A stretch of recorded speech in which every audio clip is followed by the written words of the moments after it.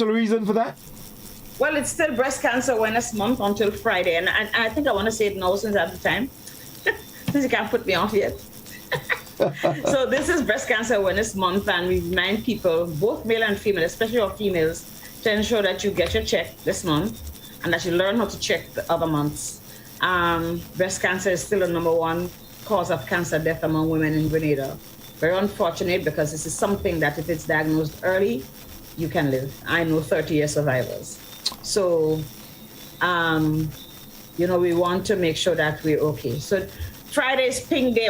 Wear something pink and collect a little money in the office. Everybody put $1 and give it to the Cancer Society. We still support people out there with cancers. So please remember, the Cancer Society, the Grenada Cancer Society, is the one foremost trying to give some support, encourage and education, and encourage screening for breast cancer. And, education, of course, and screening. And, offering support after as far as we can. And, of course, there's Pink Ribbon, which is really for survivors and their families. And you don't have to be a survivor or have a family who has had breast cancer.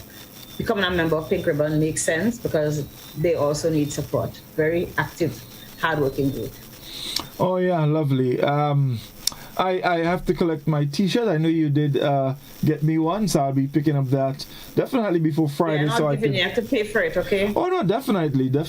I'm a little unfortunate, because every year we have an awareness walk with First Caribbean, and of course COVID has made it not possible this year. But our T-shirts are still on sale. All proceeds go to the Cancer Society. And on Sunday, there's a group of young medical students, they're mostly females, they are females, called Women in Medicine, who have a cancer run every year, and they had a run on Sunday, and their proceeds will also go to the work of the Grenada Cancer Society. Okay. So coming soon to a community near you, we'll be screening for whatever cancers are available. Unfortunately, we have not done any direct screening since early in the year, but hopefully we can, if we can contain coronavirus, since coronavirus is everybody's business. Oh yes, it is. So, Doc, this evening we looking at respiratory diseases, and we're gonna probably have time to look at some of the main ones: their symptoms, their causes, how we diagnose them, how we treat them, and of course what we can do to prevent them. So, when we speak of an upper respiratory infection or disease, what are we talking about? Before, I always have to go a little before you. So when we speak of, we kind of need to figure out what is respiratory tract. That's a big old word, which simply means the part of your body that is related to breathing, to get air through your nostrils, into your lung, right? And where there's exchange. So it consists basically of your nostrils, and for some people their mouth, because you breathe through your mouth, but your nostrils correctly, because it's adapted for that, to help to clean the air that goes in there. The back of your throat, or the pharynx, and further back the retropharynx, down into your trachea or your windpipe, and then you have 2 pipes from that, 2 smaller tracts, which is the bronchi, and each bronchi goes into little. So it's like one and little tributary, little roads, right? That's the airway. That's where the air passes. And at the end of this, you have all these millions of little balloons, right, where the air goes in and is exchanged between there and the blood. Because the oxygen is absorbed into the blood and taken to your street. And taken into different parts of the body. So when you breathe, the oxygen goes to your brain, it goes to your muscles. You know how you get tired when you're running. If you're in a race and you're not breathing properly, or you get tired because you don't have enough oxygen getting into your muscles, you get all that pain and other things. So that's how it is. If you don't have proper oxygen going into your heart, you can have a heart attack. If you don't have enough oxygen, if the oxygen supply is cut off from your brain, you can get a stroke. Right. Okay? So if you don't have sufficient oxygen going to your feet, and you're diabetic, you can lose, and you have diabetes, you can lose your feet. Or if the kidneys are not working well, you get into failure and stuff. So getting oxygen is into your body is the primary function of that breathing tract, your respiratory tract. So tonight when we talk about the respiratory tract, we want people to know exactly what it is and what its function is. Basically getting oxygen into your body so that your body can do some of its function. Okay, fantastic. And it just from what you've just said, it shows how important that is. Because if the track is not functioning effectively, then we can have problems. Right. And the track may also be hampered by things in the way, like, why breathe dirty oxygen? Mm-hmm. Why breathe dirty air? So if you have contaminated air, like you live near factories, or people have been having a lot of challenges with the Sahara dust and all the rest, those do hamper. We need to have nice, clean, fresh air.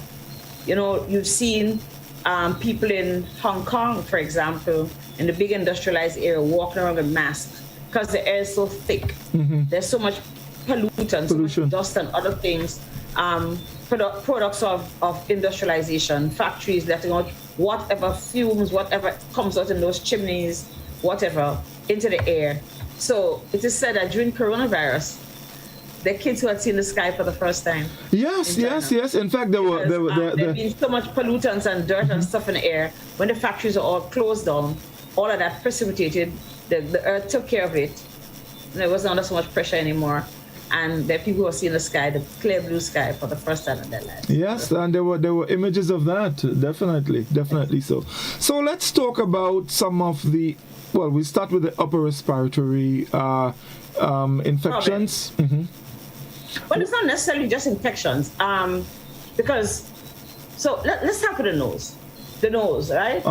Which is the gateway, right? So your nose is, you have two passages, take air inside, and these are passages that are basically moist. We know what inside our nostril look like. Everybody sees what's inside the nostril. It tends to be pink, and you see some little bumps and stuff. That's just really to improve the area for warming up the air when it gets into your body. And it has other little fine hairs called cilia that kind of sweep. Yes. Right? Sweep the air as it goes, kind of filters it out. So you find and traps anything that is not, and traps it. So you go, if you walk down on dusty highway, I'm just giving an example, or you walk outside when there is too much Sahara dust. And now we have, this blue dust we see, this is not Sahara dust. This is actually, probably is a mixture, but it is mostly the result of the volcano in the Canary Islands 3 weeks ago. So that's to tell you how close the world is. The world is everybody close to one another. Yeah. So 3 weeks ago, and it's blown this way. This is how the storms go anyway. So imagine. Yeah, over the Atlantic. Right, hurricanes start on that side of the world and come over. So so you have these little fine cilia, little fine hairs that are constantly vibrating, right? Like sweeping. Once you're breathing, they're sweeping. If you pick up too much stuff, what happens when you have all this dust in your nose? You sneeze. That's the body's normal response. Or if you need to blow your nose, my nose, I blow your nose. But people tend to sneeze when there's a lot of dust or a lot of whatever offending stuff. In the smoke, you're walking in the presence of dust, whatever. Once it's something that the cilia can trap, right? Eventually, your body says, you got to get rid of this. Because if it doesn't get rid of it, you can take more. Yeah. And it will just pass through and go into the lung. So what happens with the thing? Well, all of us know about having runny nose and having itchy nose. Those are symptoms of diseases, okay? So maybe the most common thing a lot of us get is just allergies. So if you have any inflammation caused by anything of the nose, is called a rhinitis, okay? Anything to do with inflammation of the nose is called rhinitis. So it can cause by allergies. It can be caused by trauma. You might stick your finger. We know how children sometimes put beads and peas and stuff up in their nose and seeds into their nostril. Children do that a lot. So you find your child start having runny nose, simply because you have something that's occluding, that's blocking them. No. But the air is also inflamed, and the body is also trying to get rid of it by producing extra secretions. All right? So if you have an allergy, right? The membrane gets very swollen, there's a lot of secretions, you get very itchy, you feel like somebody take a feather and constantly have it in the nose, and you notice when I'm sitting on this part of my house, my nose is always tickling. I don't know why. Yeah. I'm everywhere else. So every time I come on, I'm always rubbing my nose. But a lot of us, we see it, and it happens at a certain time in the year, at more times. Like now that it gets into what's the fall, the end of the reaping time. There's a lot of weeds that get dried and they let off their pollen. And in the springtime, early, around Easter and stuff, when you have a lot of flowers and so, let off the pollen, and that can cause you to have allergies. But some people are allergic to scents, they're allergic to stuff. So there's always this constant tickling, sneezing. Some people sneeze a lot when they wake up in the morning, right? Mm-hmm. But those are mild things, and you can deal with it. Figure out what makes you sneeze, get rid of it, or move yourself away from it, or use something to relieve the symptoms, like antihistamines, Benadryl, Zyrtec, and all of those things would work. And there are other natural things that I don't know a whole lot about, but they would work. Okay? Sometimes you just need to use a little bit of saline in your nostrils to stop, to help wash out the heavy dust and clear it out, and so that you can see better. So that's just rhinitis. But you can also have rhinitis caused by virus. When you have cough and cold season, in nasal mucosa, the lining of the nose or the nasal mucosa can also become inflamed as a result of these viruses. We have the common cold virus that comes and sits in your nostril, makes you stuffy and all the rest of it. Or you see a child can't breathe in the night, and mothers suck out the cold out of the nose because the child is suffocating. That's just sometimes just a virus, and a virus is a very, very, very self-limiting thing. If you have a viral infection, it should go away within 3 to 5 days. Sometimes allergies persist as long as the offender is there. Okay. But in the case of a virus, a normal virus, a regular ordinary virus, I'm not talking coronavirus here, people. Coronavirus is only one of many, many viruses. I'm talking ordinary respiratory viruses that come and lodge in your nasal passage. So they make you have runny nose, you might have a little headache, you might feel a little itchy in your throat, but most of it is related to hair. You might find that if you're breathing, if you're sneezing a lot and you're rubbing your nose, eventually it will bleed. Mm-hmm. Like any other area that's swollen, because remember the lining is very, very thin, and those blood vessels become very engorged because they're doing a lot of work in that area. The blood cells are doing a lot of work in that area. And sometimes just rubbing or sneezing a lot, you might find that you have a little nosebleed, right? So that's virus. Bacterial is different. Usually it's some germ like Staphylococcus or strep that is in the atmosphere that you might get. And then the secretions are no longer clear, like when you have an allergy, or clear even with a virus. Sometimes the virus gets a little thick, but not necessarily thick, yellow, green, offensive, that kind of stuff make you feel very sick, right? Your nose always stuffy. And often that might need some antibiotics. The truth is, if your child develops one side, think about what we call a foreign body. Did he put something in his nose? Did he take his pencil? We find out a lot of pencil rubbers and tambourine seed and the beads that they put in little girls' hair. Children do that. I don't know what makes them do it, but they do that and it gets stuck. The thing will come out. So you might find your child have just one nostril having this yellow, thick, offensive secretions. Look and see. It might just be a foreign body. Something. Or sometimes they might put something in there and cut the mucosa and it gets infected. Then the child may need some antibiotics. Other to that, you don't need antibiotics. Other to that, you do not need antibiotics. Okay? So that's just the nostril. But then there's always the issue. There's also in relation to the nose, there's the issue of nosebleeds. Right? And that's a very common and a very frightening thing, because some people have very sudden onset nosebleeds. When the most nosebleeds occur in a benign situation, sometimes if we're in the sun for very long, it gets very hot, the blood vessels get very engorged because they want to. Might just touch your nose or may not, and you start to bleed. Some people are a little more prone to having nosebleeds than others. So that's one of the things you have to. I had a nosebleed, go see the doctor.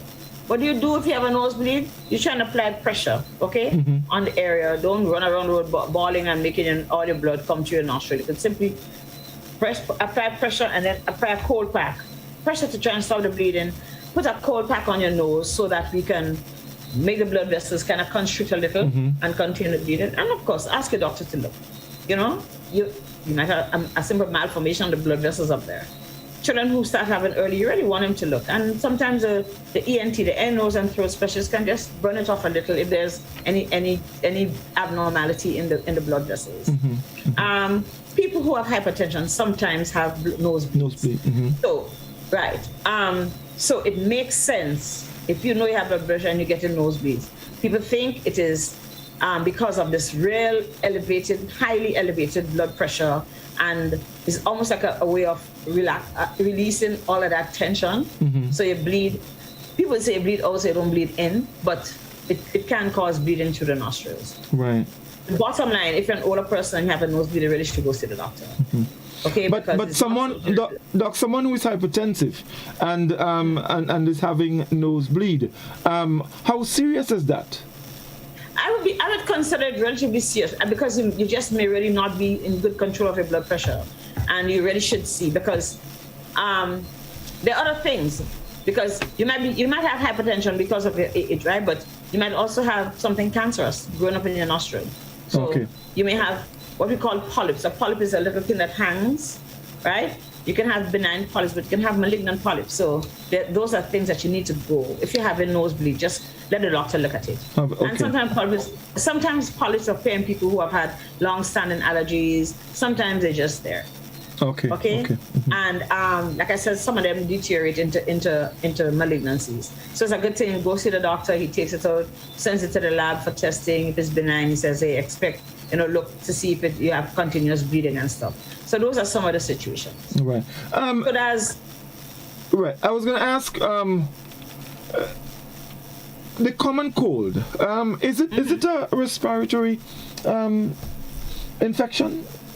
Is it considered that? Common cold tends to common cold because it's so common, but it tends to affect more than just the nose. It affects the nose, the throat, the chest, so the child might have a cough and stuff. But like I said, it's often viral. You don't need antibiotics. Not everything that is a respiratory infection needs antibiotics. As a matter of fact, less of them need antibiotics than others do. You understand? Because the common cold is a viral infection that in 3 to 5 days should go away. If it's not going away, then your doctor might consider that, because the membranes have been the lining of your lungs and stuff have been so affected, sometimes bacteria take advantage and go there. So then you may get some antibiotics, but not in the first day. And, a lot of parents demand that the doctors give them antibiotics. Well, it doesn't work. It might look like it's working, but the truth is, if it's viral, it's going to limit itself and be regressing anyway. It's going to be healing anyway by the time you start taking the antibiotics. 1. 2, if we use antibiotics in situations where we don't need them, we develop what we call resistance, antibacterial resistance. And so if you use it when you really need it, the bacteria already has developed its own armor against it. So when you need to use it, it's like, I'm not afraid of that. You go with that. Wasting your time. Right. Yeah, please. So a soft thing that. Right. We have if someone is experiencing symptoms like, for example, nasal congestion, runny nose, you're sneezing, sore throat, you're coughing, you probably have a headache or fever, you feel fatigued, you feel weak, and you probably have sore muscles. And we know that different conditions can, bring themselves out in similar ways. So, are these symptoms that we mentioned? Are they? Can we say for certain that they are symptoms of, let's say, respiratory infections or disease? Yeah, we can say, but sometimes the flu, influenza, manifests itself with. But influenza, as opposed to having a respiratory tract infection, almost invariably has fever and has all the pain and the whole malaise and the general bad feeling. A common cold might make you have a headache and make you feel tired, yes, because you have an antigen run around your body, right? But in the case of the flu gives more generalized symptoms. So you get joint pains and muscle aches and loss of appetite, and sometimes you get sore throat and all the rest of it. Not a whole lot of sore, but you may get sore throat, right? Headaches, visual problems, and all the rest of it. So, but then again, you still don't need an antibiotic for the flu. Right. What about if your, let's say your upper respiratory infection, let's say progresses into sinusitis? What do you do? So I don't know about progressing into sinusitis, but guess what? The sinuses is going to come to, because we're still in the nose, okay? So the sinuses. Have you ever seen a skull? A human skull? Skull. Yes. All right. So the skull, usually by the time you see a skull, it's really very dry and very light. Okay? Because all the collagen, all the proteins and stuff between the bones and blah, blah, blah, blah, blah has dried out. So the skull you see is a very dry thing. But a skull of a normal person is relatively heavy. So try to imagine having to carry this on your neck, right? Plus the 6-pound brain inside of your head. So God in his infinite smartness put these little spaces to here, to here, to here, to in the back, right? Put them like what we call pneumatics, filled with air. Those are the sinuses. So sinuses are normally existing parts of our body makeup. You're supposed to have sinus, because what it does, because there's air in there, it makes the head light. Makes it easy for you to carry your head. That is why when you have sinusitis, you feel like a big stone in your head, like, Lord, my head feels so heavy. You know that symptom? Yes. Right? You say, God, my sinuses, my head feels so heavy. I feel like I have rocks inside my head. Because now it's lined with the same kind of material that lines the nostril, but this material becomes very inflamed. And it's they kind of look like this, right? Like this, right? And there's a little space. And they have the same cilia, the same little fine hairs. So every so often, you have the secretions being swept out, almost rhythmically. So if it's every 10 minutes, I don't know how often it is for an individual. Every so often you have things. So some people get postnasal drip because the sinuses release, or the nasal passages release all the secretions every so often. So you keep. Okay. And it happens. So it goes back into the throat. Often it goes back. Mostly back into your throat. Some people, sorry.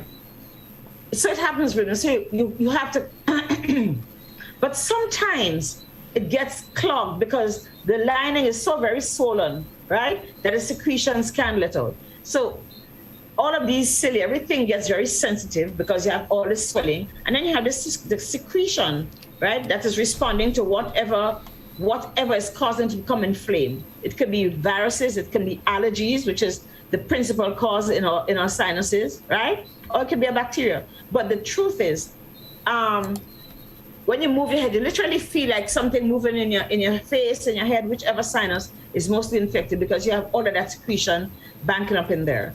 And that is what happens when you have sinusitis.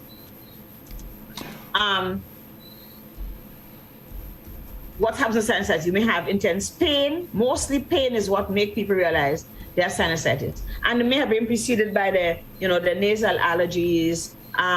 They know that it's coming on this season. My allergies come on, right? My postnasal secretion starts getting, postnasal meaning behind the nose, right? My secretions in my throat start getting more frequent, more thing. I take it out, it looks like it's really thick and mucoid. And so you touch the sinuses and they because there's so much pressure in there, because they get kind of occluded. Now, there are people, you hear them say that at nights when they lie down, once they lie down, their throat starts itching. And they, as you were saying just now, they always want to cough. That discomfort. They also talk there's something in their throat. Yeah. And that's part of the upper respiratory tract challenge, because again, once you lie down, the secretions start pour back out of the sinuses into your throat, and so you feel the discomfort that you feel. Right. How do you stop that? Because and are there some types of foods that can sort of cause the secretion to be a little more than Because there's something that triggers off. So it's in the case of having allergic problems in particular, and like I tell you, a lot of sinusitis start as allergies, right? So, but there are some foods that make us produce a lot of mucus, like white flour, some grains, other grains like oats and stuff for some people. Some people for cheese, milk and milk products in particular, and other things because you may be allergic to, let me see, peanuts, and I'm not. Well, you need peanuts if you're allergic, right? But different people have different stuff. But those foods, the foods that produce a lot of inflammation, the flour, the refined flours, so we eat bread and pastry and all the foolishness, and milk and milk products are among the biggest culprits for us having inflamed mucous membranes. So I'd say to you, what are you eating? What did you eat for lunch? What did you have? What have you been eating regularly? Are you eating white flour and crackers? People, we do that because it's convenience food. And once you get them off it, a lot of people, cheese, milk, and milk products, a lot of people, once you get them off it, there tend to be some relief in their symptoms. So people, for example, who like when you lie down at night get that itching in the throat, it is not a good idea, let's say, to have milk before you go to bed or things like that. Well, it's not a good idea to have milk at all because it have all the secretions, just like when you lie down and start pouring it into your throat. Because it probably you've been taught from a little child that milk is good. You're supposed to drink milk. Milk has iron, it has protein, it makes you strong. I know that calcium, all of that. I know that you drink cow milk, and I never see cow drink human milk. So you never see cow drink human milk. Well, we probably never gave cow human milk to drink. Well, they're smarter than us. No, but seriously, because we know there's a lot of allergies caused from animal milk, and so I'm just saying that, and with all seriousness, though, cow's milk is known to cause a lot of allergies, and even in younger children, we tend to give our children cow's milk because we think it's there and it's healthy for the children who can't breastfeed. But the truth is, after a year old, you don't really need a whole lot of milk. Once you've eaten, and things like calcium and stuff you can get from other places like fish with soft bones like mackerel and sardines and stuff. You can get it from cauliflower and broccoli and other foods. So, there are other sources of getting the calcium that we require. Okay, all right. Doc, let's take our first break. When we come back, we'll talk a bit more about some of the URIs, and then we'll look at diagnosis and how to prevent them, and then we'll invite some calls. So stay with us. We'll be back with you in just a moment. Don't go anywhere.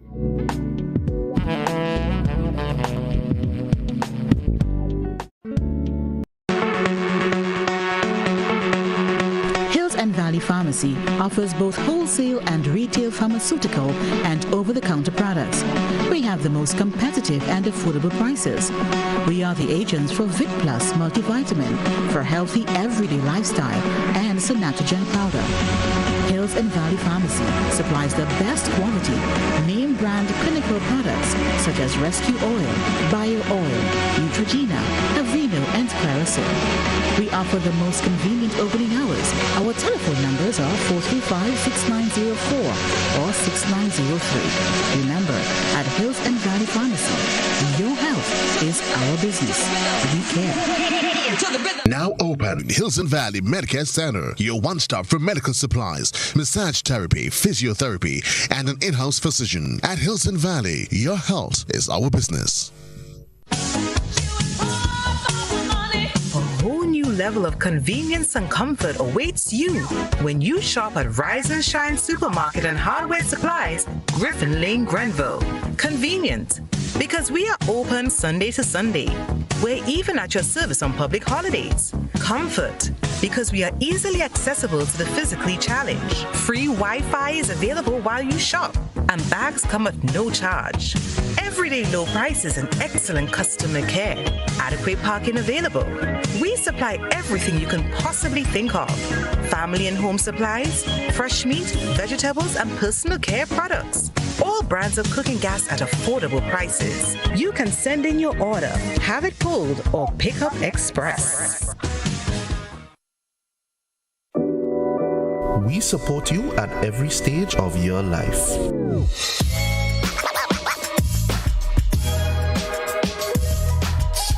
For business,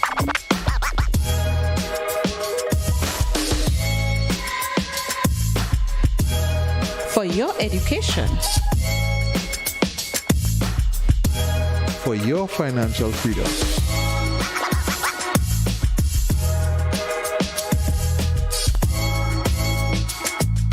for that new ride. Upgrade your life with the Communal. Contact us today. This is a message from the Ministry of Health. If you or a family member suspect that you may have contracted COVID-19 and are displaying symptoms, please immediately self-isolate at home. This means that you must also avoid all contact with other members of your household. Do not visit hospitals or health centers, as this creates the potential for further spread of the virus, and it puts additional persons at risk when you come into contact with them. Your best course of action is to call the COVID-19 hotline at 458-4787 or 538-4787, or contact your nearest health center or medical station. Once your information has been received, health officials will come to you. Help prevent the spread of COVID-19. This has been a message from the Ministry of Health.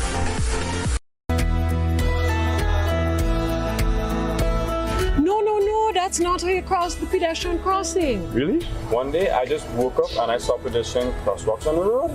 No one really showed me how to use them properly. Well, this is how it's done. You never cross before doing these things. They might save your life. First, when you get to the crosswalk, you stop. You look left, you look right.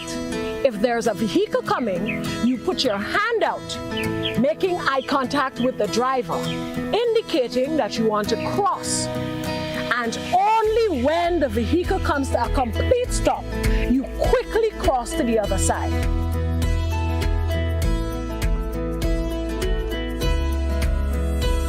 Stop, look, hand out, eye contact.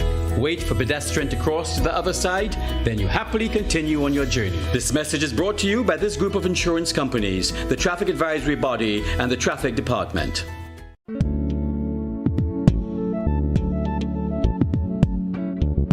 Drug abuse, cancer, measles, diabetes,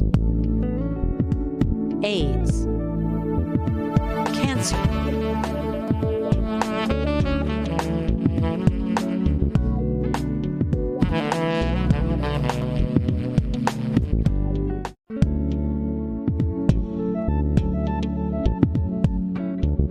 drug abuse, cancer, measles, diabetes,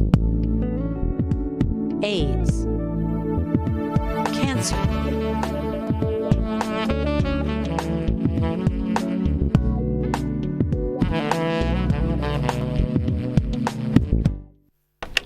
Welcome back. It's Doctor and Call. Those of you joining us, we welcome you. Dr. Nixon is with us, and we're talking about respiratory infections. Doc, someone who has a respiratory infection, and of course, it can be caused by a number of things. What would you recommend to treat, let's say, for example, an upper respiratory infection? Like I say, some not all upper respiratory tract infections really need medications per se, because some you just need to take care of the symptoms. If you have a fever, you use whatever you mean to correct fever. And I don't mean rum and lime, okay? Not that. No, we're not talking about that. So rum and lime not good for that? Not for you. And not for your children. But you hear... Like a small child. No, seriously, a small child. Because you have to be very careful when little children have infections, okay? And because it can cause high fevers. Right. So you keep the child's tempers in particular. You sponge it down with water at room temperature. They're going to bawl and make noise, but they're going to feel better in a few minutes. Right? Some people bathe the whole child, but make sure and keep that child's head cool. All right? So keeping the temperature down, And sometimes just using saline, normal saline spray, saline drops from the pharmacy, right? Hold the child's head all the way back. You put a drop or two into the nostril, and the child is probably going to bawl and kick and scream, but you hold the head, and he screams, and then he pulls it up, and then the thing just washes down all the secretions. It comes out, it runs down. Do the second nose. All right, let them scream. It's okay. They want to cry. And an adult, you do the same thing. You use your spray, pull it up. You hold it, breathe out through your mouth. You breathe through your nostrils again, and you clear the, even your sinuses, right? If you have an infection, if you have a bacterial infection, you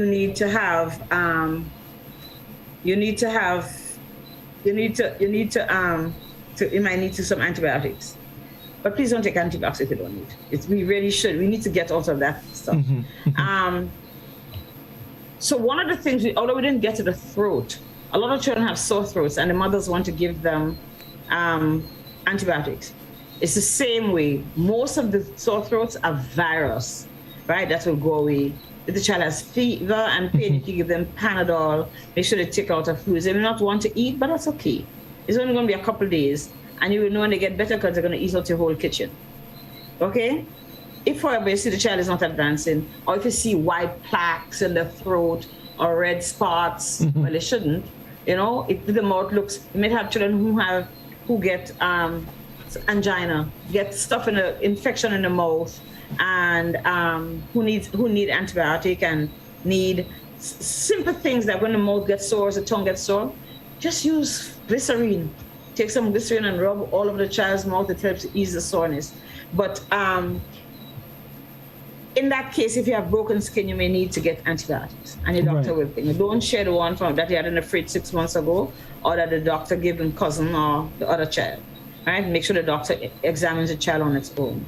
Sometimes with that, an ear infection may occur, and even in the case of having an ear infection, because it's so close to the rest of the respiratory tract. As a matter of fact, it communicates with the respiratory tract. So children who have sore throat might tell you the ear hurts because everything is swollen in the area. So you want to make sure, if you're concerned, take the child for the doctor, to the clinic, to the private doctor, wherever you go, so they can see the child. And I say not all sore throats need antibiotics, but some do, like strep throats. And we have to treat strep throat early and completely, because it can lead down the road to having rheumatic heart disease, where the valves in the heart become very ill, right? So we want to make sure that our children don't have that secondary illness and need to take long-term penicillin or whatever works in the space of penicillin.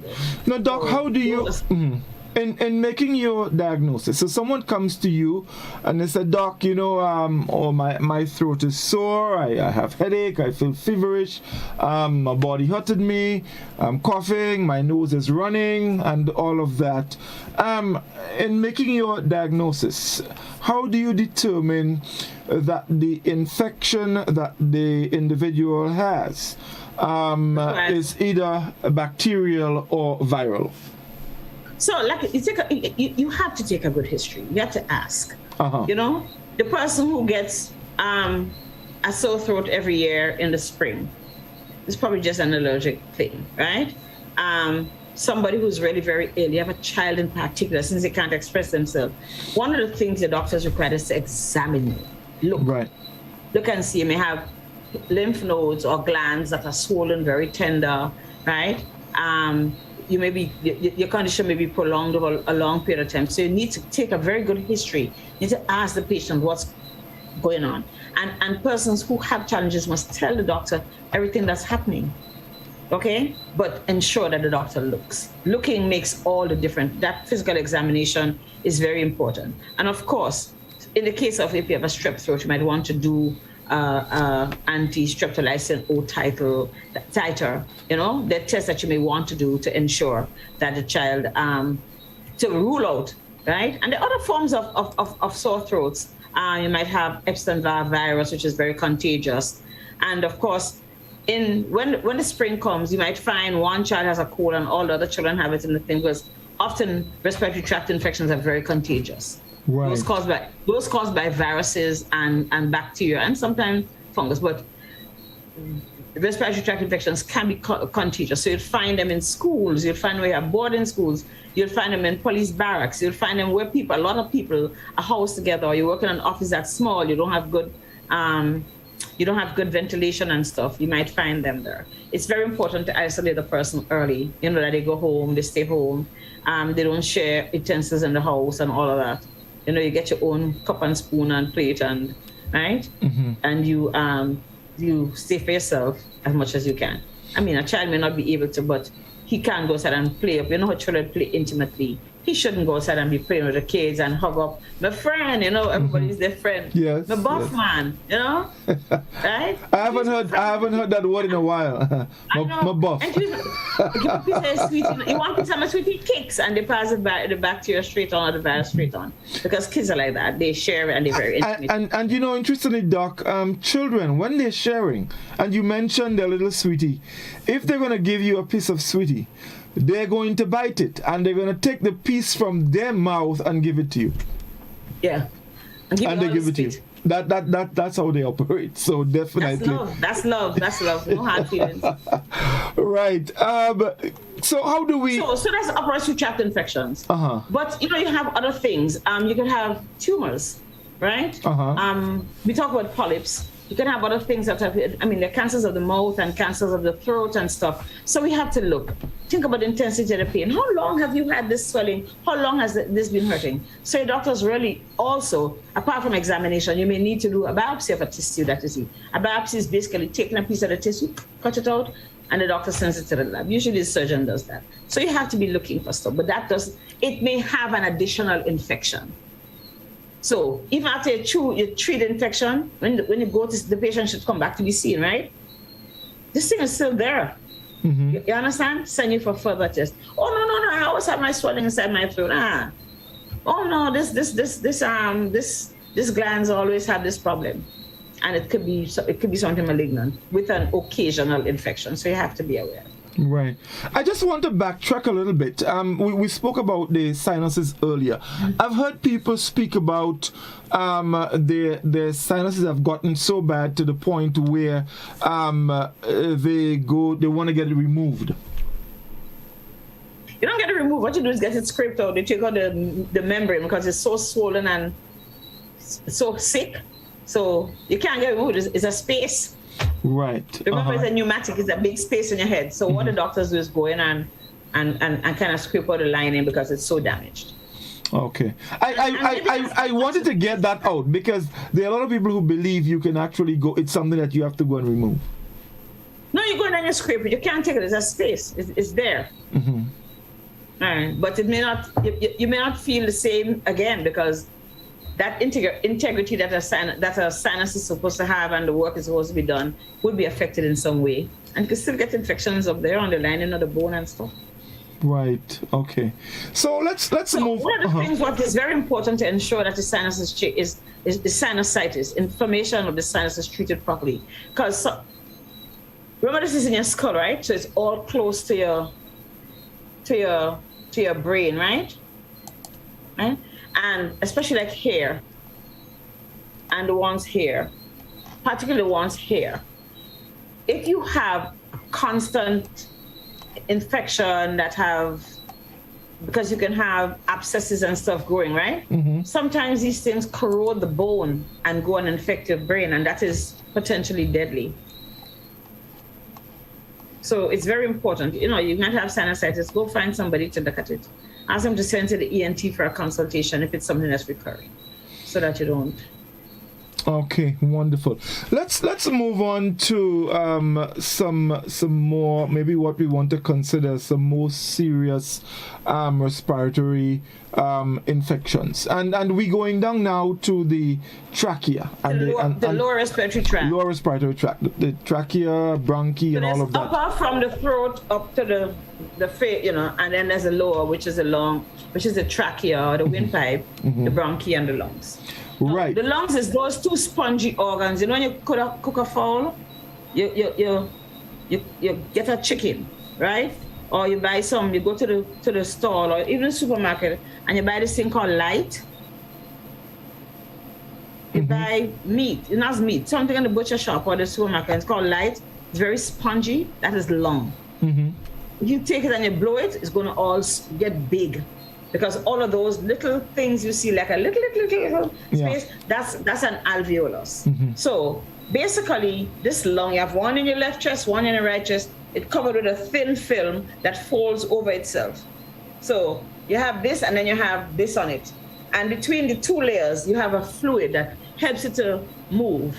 So as the lung expands, one layer can slide over the other, right? Mm-hmm. And in order to allow movement of the lungs as it expands, okay? That's called, that lining is called the pleura. So you can get challenges in the pleura, you can get challenges in the lung tissue, you can get challenges in the bronchioles, and you can get challenges in the spaces between the lung tissue, mm-hmm. okay? And it depends on what is happening to somebody at a given point in time. Right. All right. So before we get to the lungs, let's talk about the trachea, what we call the windpipe. If that area gets inflamed, now for example, if you have a sore throat, can that infection, continue and go down to your trachea and create further problems? And if people think about it, because that's what happens to me. If I get a cold, which is rare, okay, which is very rare, but you can actually feel it starts here, and then it goes down, and it goes further and further down into the lung, because you're breathing. Every time you breathe, mm-hmm. you introduce a little further down. So we get what we call tracheitis, the inflammation of the trachea, right? Mm-hmm. Mm-hmm. Itis means inflammation. That's all it means. Right. Right? Whether it is inflammation from, you have a caustic substance, whether it is... Whatever the inflammation. They lose it, whether they have bacteria. Once it gets inflamed, it's called itis, okay? Mm-hmm. A lot of us don't pay attention to it, but you get a very kind of croupy cough. Cough in the dog, right? Uh-huh. That's tracheitis. It doesn't happen often because it's so big. I think most of the stuff will go down and rest down in the lungs. But we do have instances where people have tracheitis, or they have a lower respiratory tract infection, a lower respiratory tract infection that's so extensive that even the trachea is still involved, right? But it tends to move further from there quickly. What we're concerned about with the lower respiratory tract is getting foreign bodies, people choking. You're eating and something go down your wrong throat. Yeah, I was about to ask you about that. Yes. It got in your wrong throat. So that is the wrong throat, the trachea.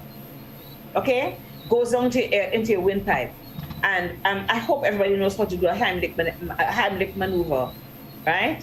Really just creating pressure up on the lung and just in an adult and push it until it comes out, mm-hmm. right? Because it will go down, and remember, it gets smaller as it goes lower. So once that thing, whether it's a piece of bread, a piece of chicken, what a child might swallow or gets into their lung, gets into their airways, once it gets into a place where it lodges, obviously it will obstruct, it will block the passage of the air, and that can be deadly. A lot of people die from choking. That's what choking is. Mm-hmm. What about the let me put it simply, bubbles from carbonated drinks? From what? Carbonated drinks, highly carbonated drinks. But I think the bubbles more cause a kind of irritation. Right? Because it's a chemical, okay? Right. In an aerosol, like taking a can of spray and spraying it in your throat, right? So it might cause more of an irritation, like a burn, mm-hmm. like a spray, like a burn, right? Right. That kind of irritation. Mm-hmm. That's what bubbles from carbonated drink. That is what will happen. Mm-hmm. And those drinks tend to be quite acidic. Yeah. So more acidic than normally occurs in your respiratory tract. Mm-hmm. So it will cause inflammation. Right. There's also, as children, we used to like to drink what we call dry milk. And when you drink with Milo or sugar, well, anyhow you get it. You get your dry milk, and it's powdered milk, folks. The correct term, but we used to call it dry milk as children. So you go and you drink some of that, and for some reason, again, some gets into your wrong throat, and it's very difficult to get it out because you start getting into this uncontrollable cough, and Yeah, and your friends beating your back, creating negative pressure in your chest and getting it out. Okay. Mm-hmm. Yeah. So and that then your mother still beat you, and you know you teeth the milk. You still get licks, right? So let's go on. We have some challenges in the lung in the trachea and the lung tissues that are very serious problems. Right. Mm-hmm. There's lung cancer, which we'll probably talk about last if we get to talk about it at all. Uh-huh. But there are other things like asthma. Right. So asthma is probably really our most commonly occurring problem of the lower respiratory tract. Mm-hmm. So here are a couple of things about asthma. People with asthma have a tendency to respond a little more exaggeratedly to whatever it is that's going to affect their respiratory tract. So if I'm asthmatic and you're asthmatic and we're walking down the road, and you're not asthmatic, I'm the asthmatic one. You're walking down the road and there's a lot of dust, right?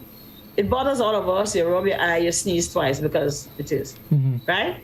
But I rub my eyes, I rub my nose, I sneeze, I cough, and next thing I start breathing. I start having difficulty to breathe because remember when you're talking about coronavirus and we talk about cytokines? Yes. So you produce a whole lot of cytokines, that extreme relationship, that extreme response to something that's a foreign body.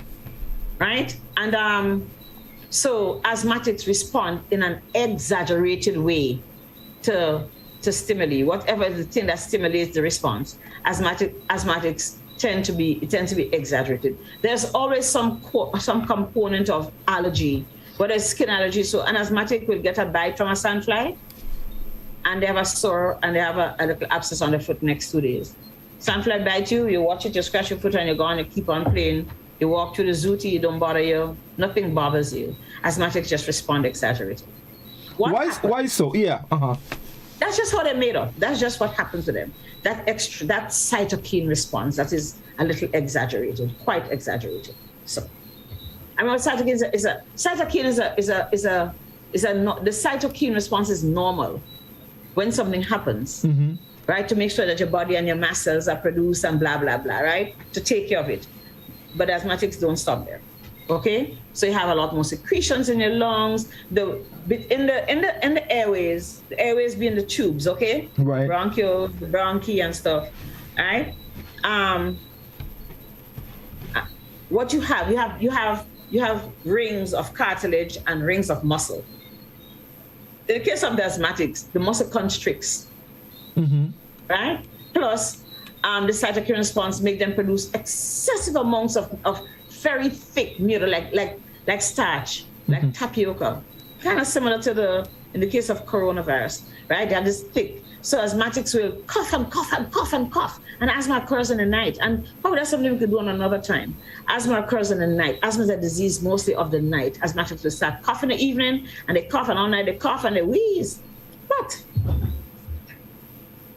you have constriction.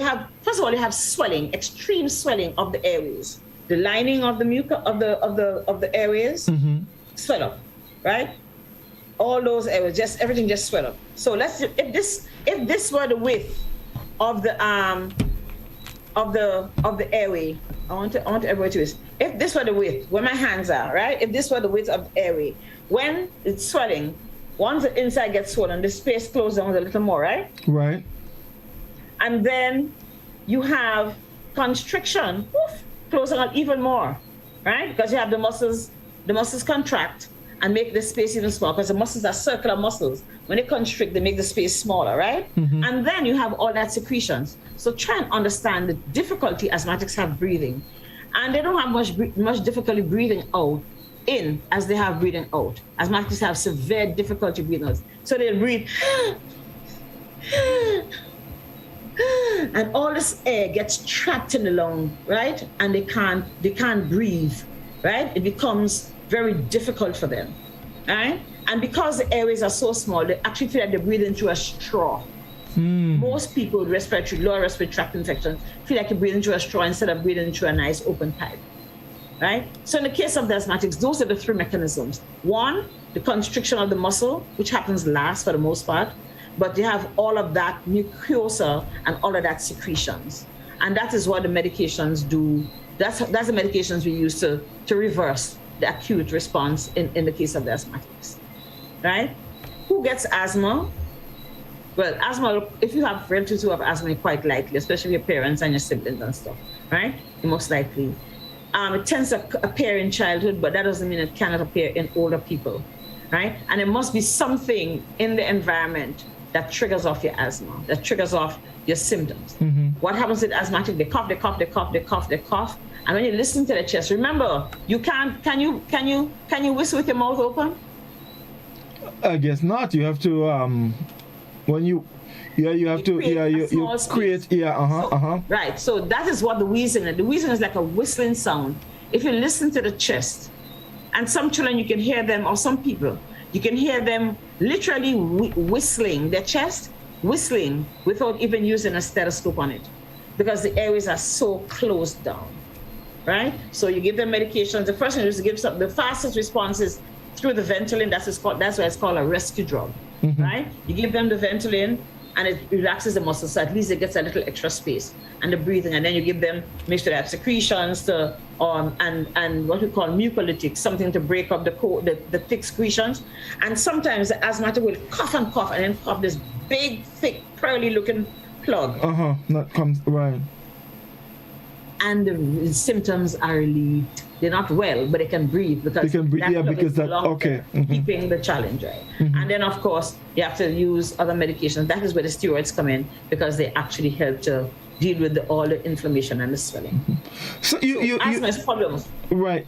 An asthmatic may tell you, let's say for example, they probably just well, for example, you're walking in the house and you probably have your slippers on, and just for a moment you probably just stepped out of your slippers and you went onto the floor, the tile, and just like that because your body responds with an inflammatory reaction to change in temperature. Just like that.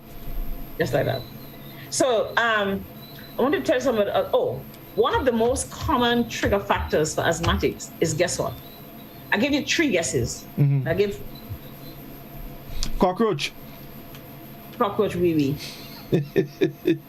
I tell you that before. No. So cockroach, the urine and the smell. So people are asked, especially people who are poorer and store in cardboard boxes and stuff, change them out every so often, because cockroaches like the corrugated part of the thing, and but usually just house dust and stuff also triggers it off. So you have to clean every so often, and not everybody has a vacuum cleaner, but if you do, use it on your mattresses, wipe the wall with a little beach water, put the mattress to soak or beat it or whatever it is to get the dust mites out, because you have to control the dust in the environment in which your child or the individual is. Right. Good. So, Doc, let's take our final commercial break, and when we come back, we'll invite our listeners, to call with their questions or comments. So, stay with us, folks. We'll be back with you in just a moment.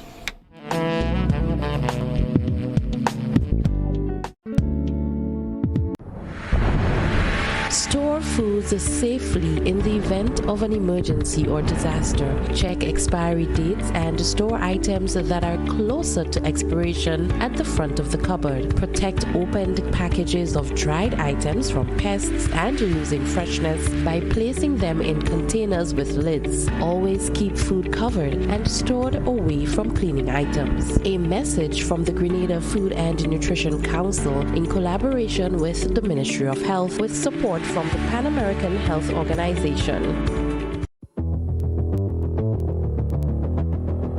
Introducing Color by Sissons. Color by Sissons. Color by Sissons. Color by Sissons. Color by Sissons.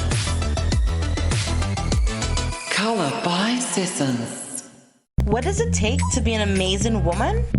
Lots of me time. Amazing women are classy, fancy and a little sassy. It's the drink for me.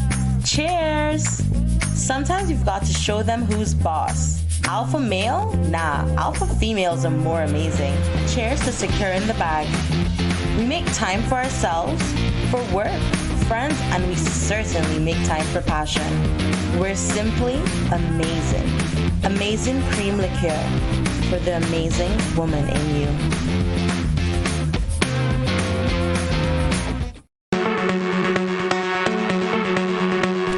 Valley Pharmacy offers both wholesale and retail pharmaceutical and over-the-counter products. We have the most competitive and affordable prices.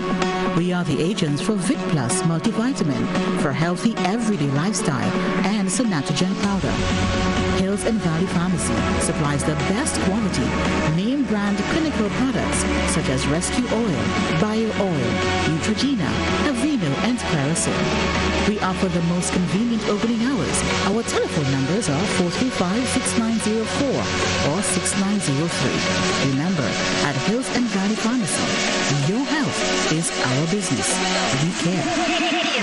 Now open Hills and Valley Medicare Center, your one-stop for medical supplies, massage therapy, physiotherapy, and an in-house physician. At Hills and Valley, your health is our business. You can now send a gift card to your loved ones locally or internationally thanks to the food fair. Here's how it works. Click the gift card icon or banner.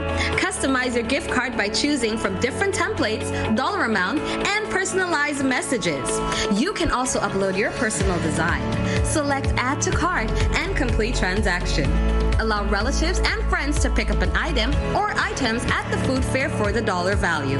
Gift card. It's that easy. When a loved one passes on, we all need the comfort, support, and guidance of a trusted friend. You can rely on LaCour Brothers Funeral Home. We provide a personalized professional service that exceeds all expectations. Our dedicated staff responds to your every need with the greatest detail, ensuring affordability with a variety of options. Our upgraded state-of-the-art facilities, spacious air-conditioned chapel with live internet streaming, a modern, environmentally safe crematorium, the only of its kind on island, private viewing spaces, large on-site repast center, a modern transportation fleet. Join our burial society today and make personalized arrangements for that final moment as you prepare to enter your loved one into eternal rest. Visit or call LaCour Brothers Funeral Home and select a package that brings added comfort to the entire family. LaCour Brothers Funeral Home and Burial Society, continuing a tradition of excellence.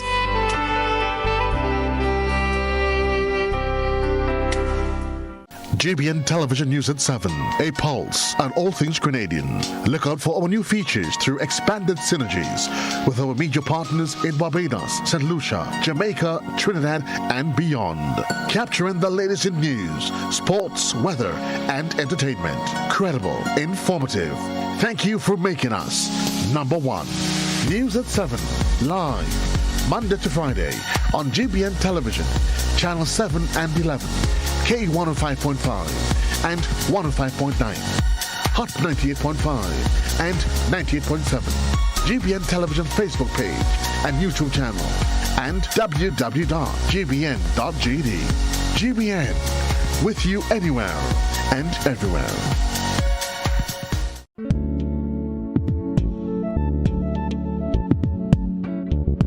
Drug abuse,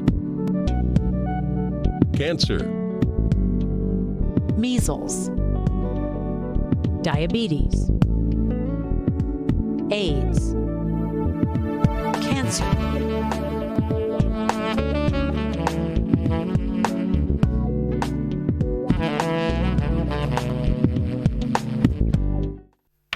Welcome back to Doctor and Call, and we're going to be going to our telephone. We'll be inviting your calls. The number is 435-2041. But just before we do that, there are lots of respiratory conditions that we can talk about. Of course, we don't have the time to talk about it. But Doc, just before we go to our telephone, are there any other conditions that are related to the respiratory tract that you would like to, just speak on briefly before we go to our calls?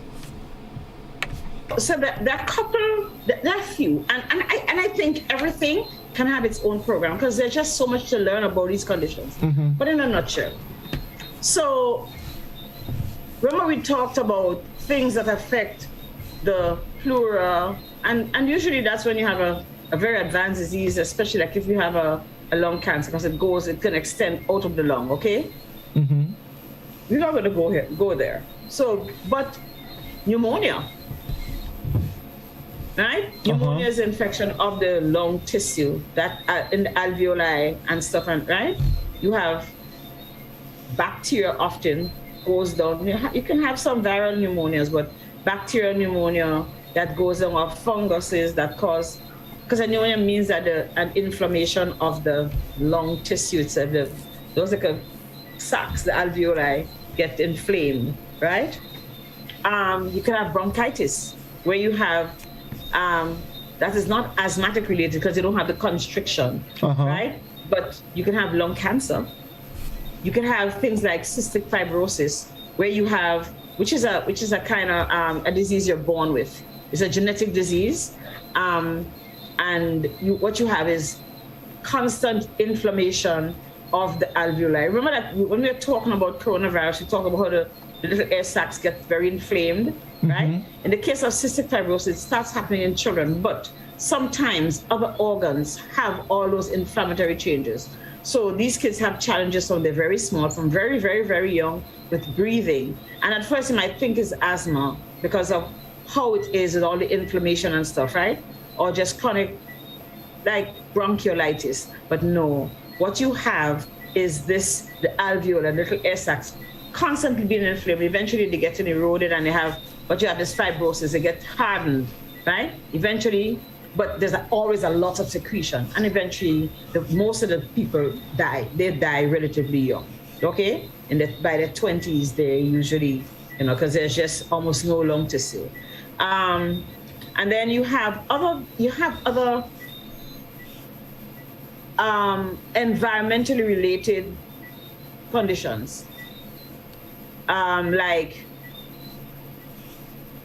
pneumococcidosis with fungi getting in there. You can have, the black lung from people who clean chimneys and stuff, from all of that stuff, and people who work in industry. You can have silicosis from people who work like in sand mines and stuff. So you get all the little pieces of the glassy substance getting into the lungs and the dirt from the stuff. And there's another one that I don't remember that I wanted to tell you, right? But it is basically related to environmental stuff. So those are things we can talk about all on their own. Right. We may not see them very often, or probably don't recognize that they exist. Oh, asbestosis, which used to happen a lot, right?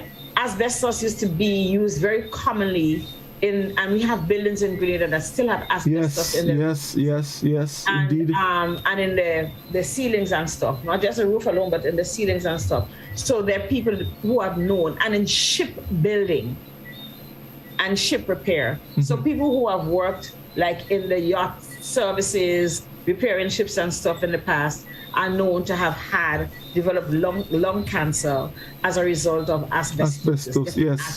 Yes. Right? So those are some of the environmental concerns we have. And we still have to look. I mean, if somebody wants to sell you something asbestos, tell them no chance, keep it. Even pay them to leave. Okay? I'm serious. Yes, right? Because we've seen people develop cancers, and not only lung cancer, but mostly lung cancers in the presence of asbestos. And of course, chronic obstructive pulmonary disease, emphysema, which is a long-term stuff from people who smoke in particular. And when you look at them, the anterior, what we call the anterior posterior diameter of the chest tends to be big. What you have, the person having to take deeper breaths and deeper breaths to get air, because whatever it is, right?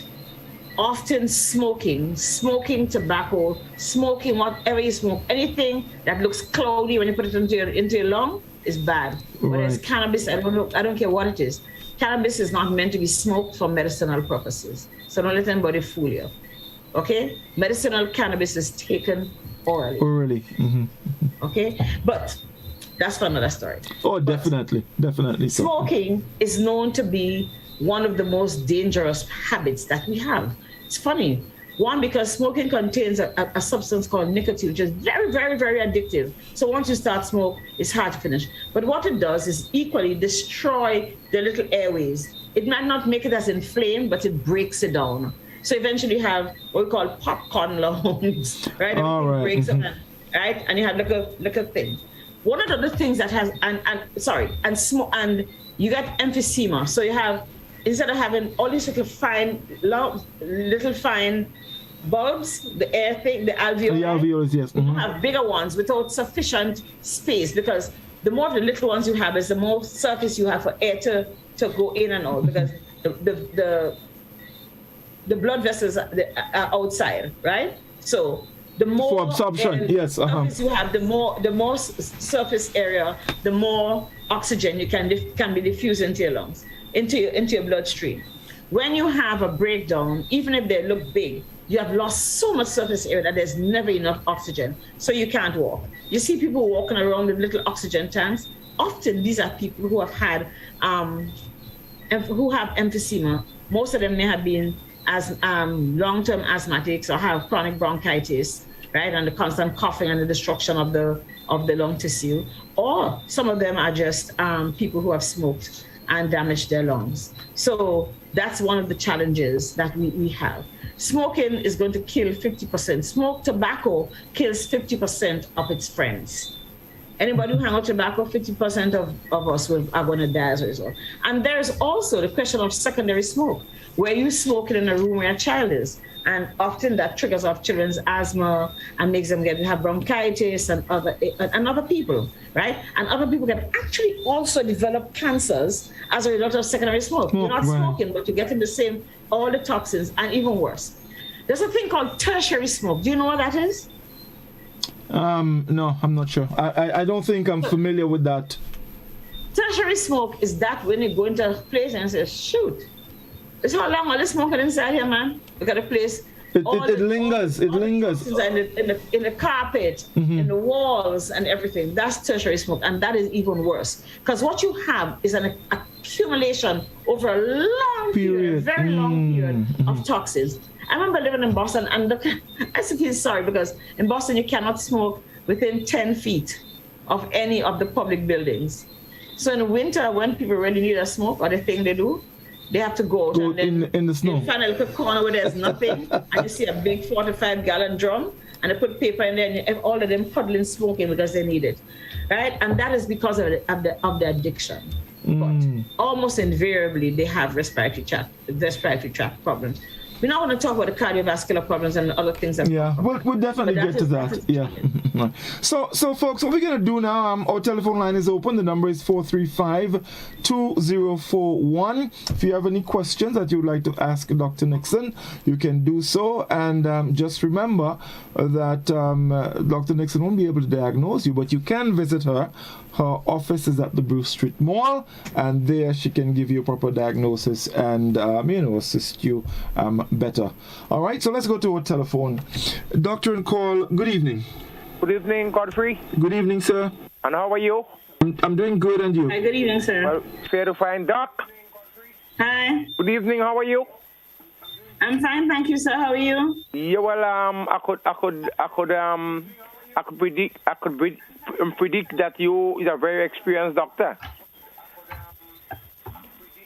Well, thank you. And caller, you need to turn the volume of your radio or your TV down. Yes.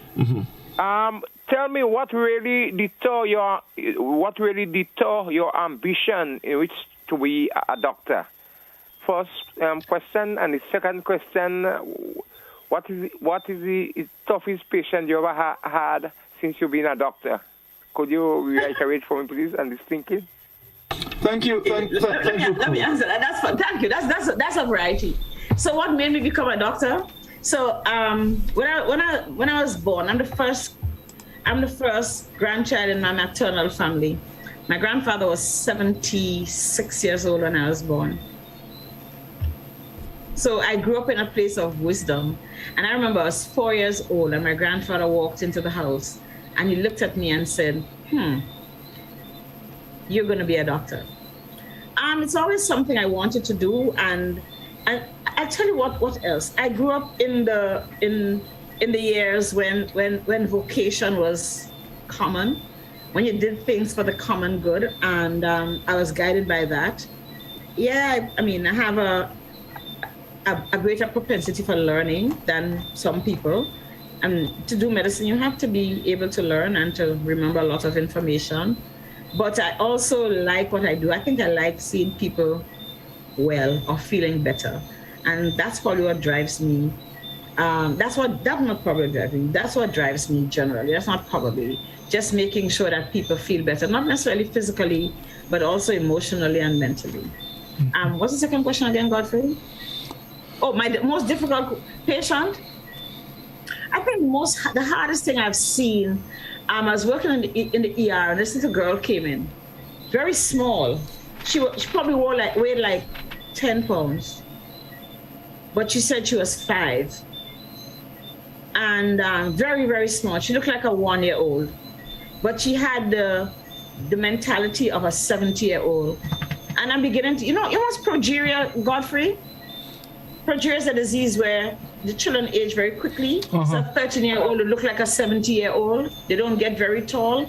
And she said she had a twin brother who died. And these are children who are abandoned by their mother to their grandmother, because I guess they had this, you know how a lot of women leave their children for the baby father's mother? You know, they do that, take it to their grandmother and leave and disappear. Her mother had left and gone to the city and left her with her grandmother, and they lived in a very rural part of the country. And child came in the afternoon, and we tried to get information. Somebody brought her, and she just talked like an old lady because she only was with these older people. And we were trying to figure out what was wrong with her. Nobody could figure out, but she probably had progeria, and she must have had heart failure, and she died. She just died like about 2 hours after getting there. She was there talking to us, and then she died. And all of us in the ER. Everybody started bawling. I mean, all the nurses, everybody hugging up each other, like, because we had endured this child so much and about to move her to the pediatric ward, and she died. So she wanted to use the bathroom, right? And it was just like a real old lady. Oh God, are you helping her? Oh, and we couldn't get over everybody. Oh God, that afternoon we cried so much. Never forget that situation. That was probably one of the hardest. Yeah, let's go back to the telephone. Doctor and call, good evening. Yes, good evening. Good evening, caller. Yes. Good evening to the host and to the guest. Doctor, I've listened here for the past hour, I think it is, and I'm rather enthused of things that I hear coming from you. But it leads us back to one thing. It is evident that here in Grenada, the majority of the conditions that our people suffer from is related to respiratory tract infection and others, comes from breathing polluted air, contaminated air. Here in this country, we get licenses to burn. We burn from nylon panties to plastic tables and chairs. We burn foam, we burn oil, we burn tires, we burn wood, we burn construction rubble, stubble from agricultural work and otherwise, polluting the air in addition to what nature brings in from this as far as the Sahara. Doctor, I suffer with a very serious problem. And I suffer in my house when people burn things outside. They had to put on a gas mask to filter the air. You know of all this thing does going through the lungs into the bloodstream and what it causes. Doctor, what can be done in this here country to mitigate or even to stop the burning, the indiscriminate burning of poisonous materials that continue to kill our people? Can you make a recommendation? And if we take it into the realm of politics, to create conditions for struggle to stop the burning of construction material and all other things indiscriminately so that our people can be free, at least to mitigate the suffering of our people through respiratory illnesses. Thank you very much. Thank you, caller. Thank you very much indeed. You know, I want to thank this caller for bringing up this, and this is probably a whole new program, okay, Godfrey?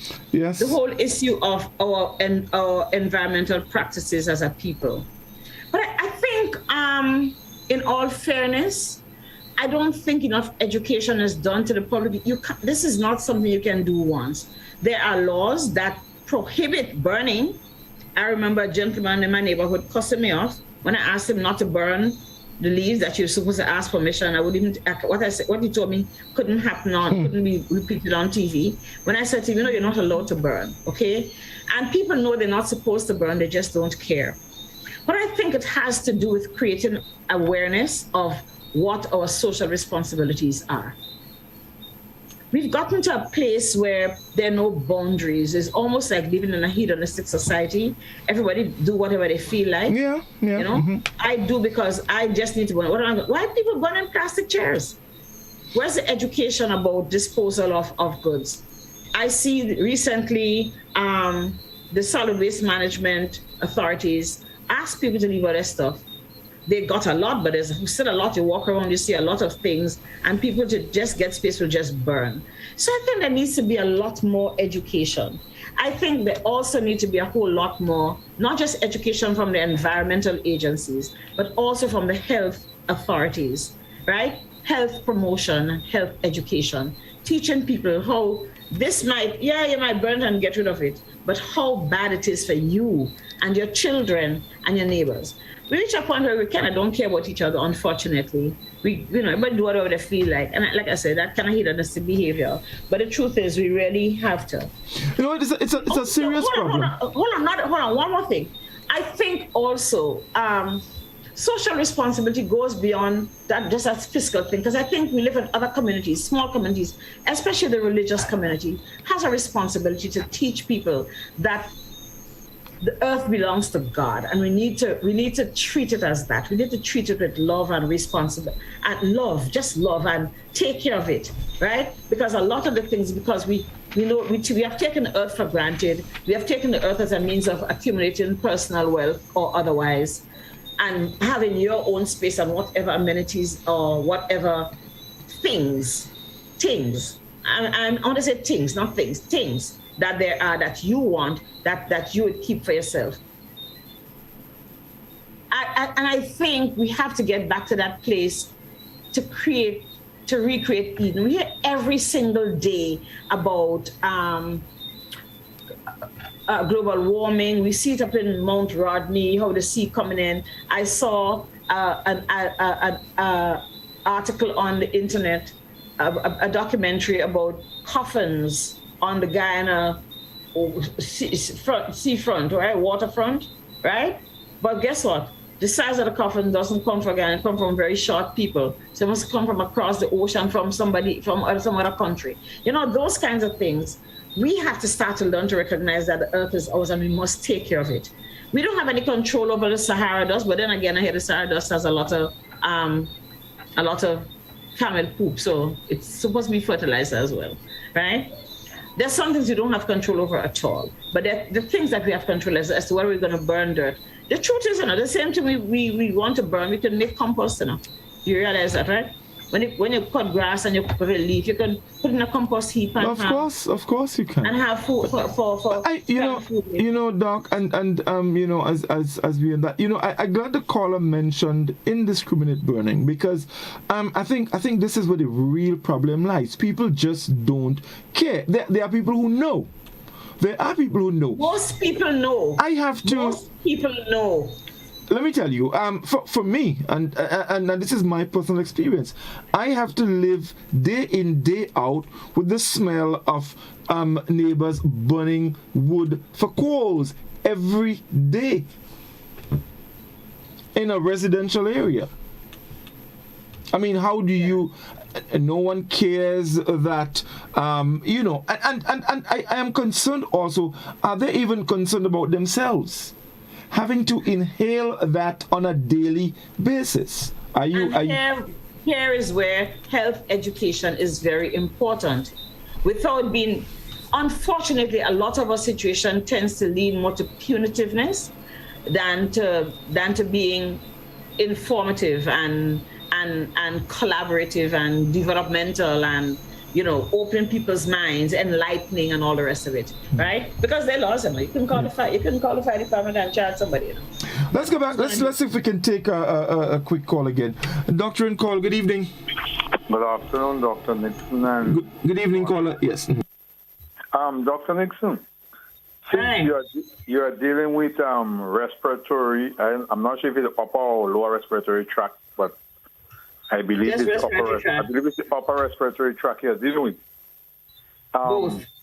Okay. In human, are you familiar with this term tracheomalacia? Yeah, but that's something that's very rare, and it's not something we talk about a lot. Why do you ask? No, I just asked because I know in animal we find we have that problem where you have weakening of the trachea becomes soft and weak and floppy. So I just threw the question out because I had a friend. It exists, but it hasn't been recognized. It's really softening of the respiratory tract, so breathing becomes a challenge. You see it a lot in your dogs. No, I know the trachea collapse. You find the windpipe will block and so on. It's become hard to breathe. Yeah, doesn't happen a lot. In humans, I've seen a lot. The reason why I asked you that, I have a friend. He's just been he's now in London. He's for 2-3 years. He's just been coughing consistently. So I tell him, well, go and check the doctor. I said most likely you have a trachea collapse. But to be honest to you, I'm not sure if he went to check the doctor. He was wheezing, gasping for breath, difficulty breathing, and so on. So that's why I chose the question, because I don't know in human if it exists. It does, but it's not very common. But guess what? If he has an extreme illness, it could be due to something that's very rare. Okay? No, I know it's he should be checked. But he could just be asthmatic or just have chronic bronchitis. Okay, thank you very much. Thank you very much, caller. We have time for one final call, and we'll wrap for this evening. 435-2041. That's the number. Doc, let's here comes the call. Doctor in call. Good evening. Hello. Hello. Yes, can you turn the volume of your radio down and listen to us on your telephone, please, caller? Good night. Good night. Yes. Doc. Hi. Doc, I'm a favorite of yours. You're somebody that I like from the time I see you. Honestly, like you. And I like to hear you on television. I don't know you in person, but I like to hear you on television, and you're somebody that I definitely like. I have some waist pain. Give me problem. I'm not hearing clearly what you're saying. I have some waist pain. I have waist pain around my waist, and I would like to get some treatment for that. But I don't know how to get in contact with you. But I see you very often on television, and I tell you, you are a favorite of mine. Well, caller, the doctor's office is located at the Bruce Street Mall. You can visit doctor there. Bruce Street Mall. At what time? What your hours are? I'm there from 9:30 to like 4. Okay, thank you. Thank you very much, Doc. Thank you, caller. Yeah. Thank you very much indeed. Right. Well, Doc, we're out of time, but I wanted to just there's a little reading here I wanted to just share with you and our listeners, and it has to do with prevention, of course, as it relates to respiratory infections. And it says, good hygiene, such as hand washing and covering your mouth and nose when you cough and sneeze, is imperative when it comes to preventing the spread of upper respiratory infections. People who are sick should stay at home and avoid public places whenever possible. It is also important to keep your immune system healthy by getting plenty of sleep, exercise, and eating a healthy diet. This will help your body fight off the germs it comes into contact with, and also shortens the amount of time it takes to fight off the illness. Staying up to date on vaccinations and getting an annual flu shot is also an important factor when it comes to preventing upper respiratory infections. And lower in the case of the flu too. Yes. So, and that sounds like an ad for coronavirus, but no. Well, actually, on a very serious note. On a very serious. Doc is back. Oh, I went away? Yeah, we lost you for a moment. What you hear from? Nothing. As you started, yeah. Like I said, this is probably an ad for coronavirus, but it represents something bigger than that. It represents behaviors. How do we behave to make sure that we stay well? What do we change about ourselves? You wear a mask if you live in Beijing because you don't want to inhale the soot, right? That comes out of wherever the factories. And in Japan, you see people walking around in masks every day because they know that there's something in there that's bad for them. In the same way, those hygiene habits are things we taught from time immemorial. Wash your hands, cough into tissue, wash your hands when you finish cough, sneeze, rub your nose. Remember your mother used to pin the handkerchief on your clothes when you went to school? Godfrey? That's right, yes. You pin the big old handkerchief. My mother never take that chance with me. Okay, let's get that very clear. But it made sense because you didn't have to snot all over the place, right? And they ask you to keep your children home if they have a respiratory tract infection, which is okay, so that they don't give it to everybody else, right? Behaviors are very important. Social behavior is very important. You can't go down and just willy-nilly burn plastic. I don't need to be inhaling plastic air, right? And all other things that we know they're toxic. We know that they get into our lungs and cause cancers and cause severe illness and cause death. Okay, so we kind of need to figure out what is my personal responsibility. And I want to segue directly. What is my personal responsibility to ensure that never again Grenada will experience September 2021? Am I going to wash my hands, wear my mask, stay away from people? You know, maybe they will speak about what we're going to do. Maybe the Prime Minister will change the time. But I want to remind everybody, it is your personal responsibility to take care of yourself and your community. We have to live that social, that have a sense of the common good. Am I doing what is right for my community? Am I doing what is right for myself? Am I doing what is right for my family? Everybody has to start thinking like that. Because guess what? A lot of the old people dead is our turn. Okay? And if the virus turn and come back like a hurricane, it's going to really come back like a hurricane. So there's still behaviors. Eat properly, don't smoke, wear your mask, stay away from your friends. Party will come. Trust me, I wish you could have Carnival in 2021. And the vaccine works. Today, Pfizer, today the CDC, the FDA, yes, Food and Drug, yeah. FDA's, right? Today it was approved for 5 to them. We've been taking vaccine from as long as I could remember, all right? And I promise you that you will get more clots from the coronavirus than you will get from the vaccine. I promise you that. That is proven. We know that probably 96% of the people, 97%, almost 97% of the people in Grenada who unfortunately died as a result of coronavirus had not received a single vaccine. That's true. The thing speaks for itself. It has repeated itself in every country of this world.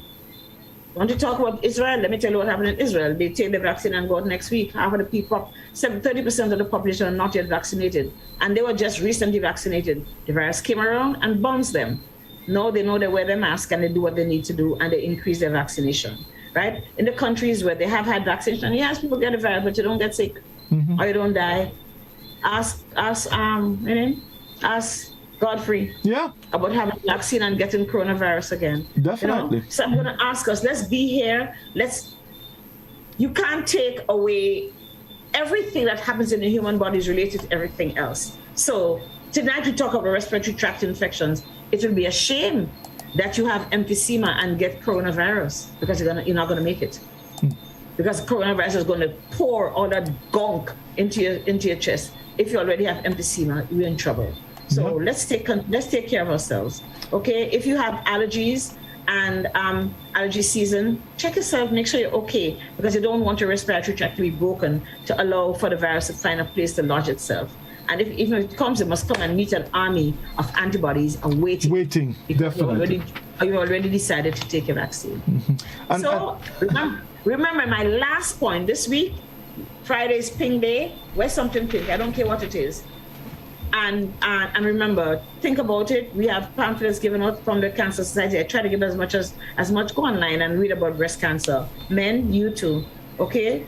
Learn how to examine your breast, women, and let's all be here after we finish beat up coronavirus. Oh, yes, indeed. Doc, thank you so much. It's always such a pleasure having you on the program, and we look forward to having you back again where we can continue to impart information to our listeners. That's our program this week, folks. I hope at least you were able to get some information that can help you if ever you do, suffer a respiratory tract infection. At least you have some information that you can work with until you get to a physician to take care of your problem. Thank you very much. Of course, tomorrow evening, we won't have a Release It program because we have a special program from 7, and so be sure to join us for that. And of course, Release It continues on Thursday. Thank you very much, and do have a good night. All the best. Drug abuse.